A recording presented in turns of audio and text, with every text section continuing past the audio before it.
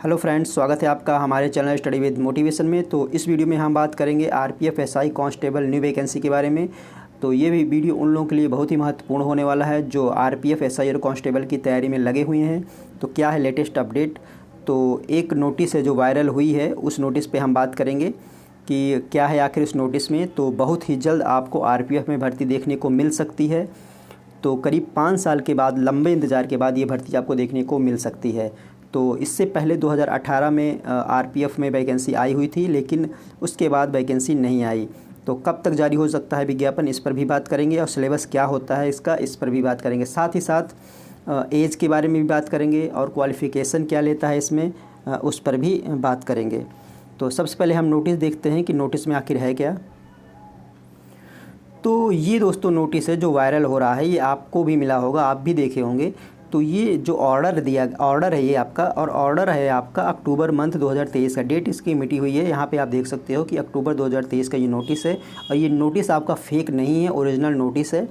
तो अब यहाँ पे हम बात कर लेते हैं कि आखिर इस नोटिस में है क्या। तो सब्जेक्ट सबसे पहले देख लेते हैं कि सब्जेक्ट क्या है। Constitution of the committee regarding the modification. अब मॉडिफिकेशन हो रहा है तो उसमें एक कमेटी गठित की गई है।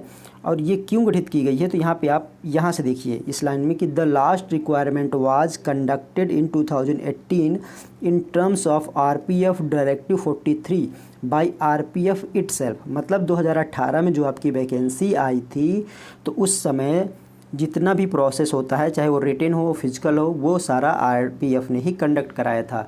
लेकिन इस नोटिस का जो मेन मकसद क्या है कि आरपीएफ आपकी दोनों स्टेज को ना करा के सिर्फ एक स्टेज कराए, इसलिए ये नोटिस जारी किया गया है। यहाँ पे आप देख सकते हो। फिर उसके बाद यहाँ पे आप देखिए in the existing of the RB being, उसके बाद ये पॉइंट आप देखिए,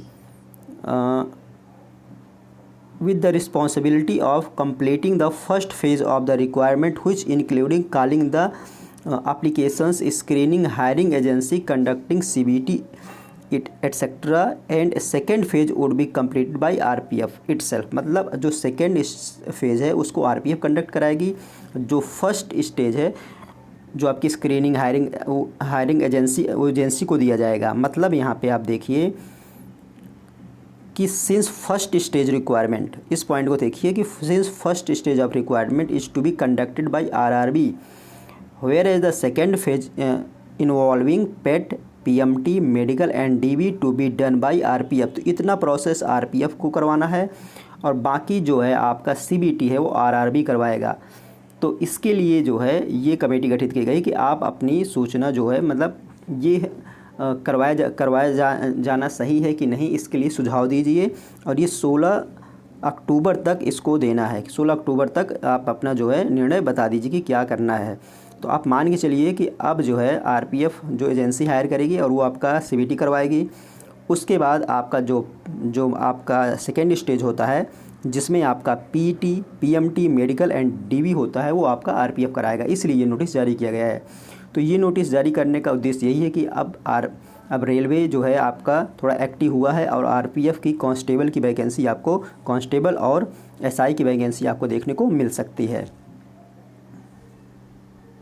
तो इस नोटिस का कुल मिला के यही सार था। अब बात कर लेते हैं कि इसका जो सिलेबस है वो क्या है। तो अगर सिलेबस की बात करेंगे तो 2018 में जो हुआ था उसके अकॉर्डिंग अगर हम बात करें तो यहाँ पे कांस्टेबल के लिए और एसआई के लिए सेम वही आपका सिलेबस है, क्योंकि यहाँ पे अर्थमेटिक्स आती है 35 क्वेश्चन 35 मार्क्स के।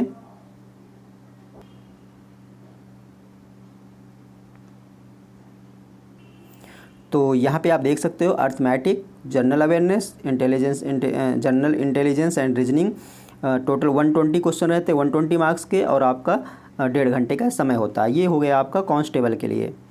और निगेटिव मार्किंग की बात करेंगे तो आपको पता ही है कि रेलवे में निगेटिव मार्किंग जो होती है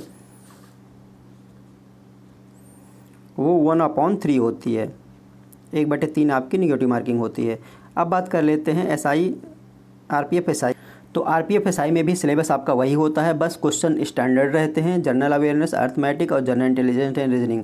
नंबर ऑफ क्वेश्चन यहाँ पे 50 होते हैं, और 35 अर्थमेटिक्स के होते हैं। यहाँ पर भी 35 आपके जनरल इंटेलिजेंस और रीजनिंग के होते हैं। इसमें भी 1.5 घंटे समय मिलता है। बस आपके नंबर ऑफ जो क्वेश्चन होते हैं उनका लेवल थोड़ा सा उसकी कंपेयर में, कांस्टेबल की कंपेयर में टफ होता है। अब अगर क्वालिफ़िकेशन की बात करते हैं तो क्वालिफ़िकेशन के लिए आपका जो कांस्टेबल है तो कांस्टेबल के लिए 10th था और आपका एसआई के लिए ग्रेजुएशन, ये आपका क्वालिफ़िकेशन है। और एज लिमिट की बात करें तो 18 से 25 साल दोनों के लिए है, 18 से 25 साल ये आपका दोनों के लिए है। तो अब अगर भर्ती की बात कर लेते हैं कि इसका विज्ञापन कब तक जारी हो सकता है, तो आपको नेक्स्ट ईयर में इसका विज्ञापन देखने को मिल सकता है। नेक्स्ट ईयर में कब ये देखने को मिल सकता है, तो आप मान के चलिए कि 2024 में है चुनाव, इलेक्शन है तो लोकसभा के, तो आप मान के चलिए उससे पहले आपको ये जो है नोटिस आरपीएफ में एसआई और कांस्टेबल का देखने को मिल सकता है, जो कि आपको जनवरी या तो फरवरी में आपको देखने को मिल सकता है। फरवरी में आपको कन्फर्म है कि फरवरी में जो है आपको ये नोटिस, इसका विज्ञापन जो है जारी हो सकता है। तो ये कुछ जानकारी मुझे आप लोगों के साथ शेयर करनी थी। तो ये वीडियो आपको कैसा लगा, अगर पसंद आया होगा तो लाइक करिएगा और चैनल को सब्सक्राइब करना ना भूलिएगा। तो चलिए दोस्तों, मिलते हैं आपसे नेक्स्ट वीडियो में। जय हिंद।